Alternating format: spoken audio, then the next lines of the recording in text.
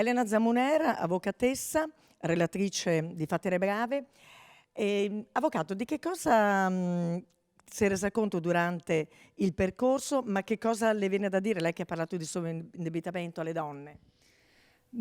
Quello che io vorrei dire alle donne è non solo fare tesoro di quello che è stato spiegato in questi 8 incontri, e cioè di imparare e di avere un'educazione finanziaria per gestire il proprio patrimonio e per essere indipendenti anche economicamente, ma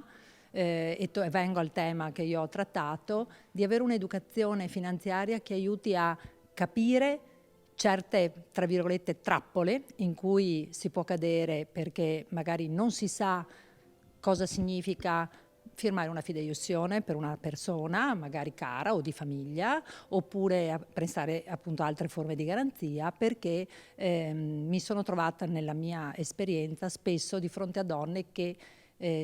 si trovano coinvolte in situazioni appunto di sovraindebitamento, cioè di essersi prese degli impegni finanziari che non riescono ad affrontare e che quindi portano loro stesse o comunque anche la loro famiglia in situazioni di difficoltà.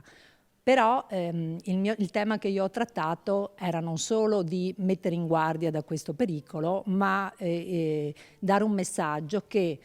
grazie a una legge che risale al 2012 e adesso trasposta anche nel nuovo codice della crisi d'impresa, ci sono delle possibilità anche per uscire da queste situazioni di sovraindebitamento, che quindi non si deve pensare che tutto sia finito perché non si riesce più ad affrontare i propri debiti, che c'è una possibilità appunto di venirne fuori, ma imparare a non caderci nuovamente. Questo è il messaggio che io voglio dare, cioè di speranza per risolvere questa situazione, ma soprattutto dobbiamo sapere tante volte veramente cosa significa prendere determinati impegni, magari anche per altre persone o anche per se stesse.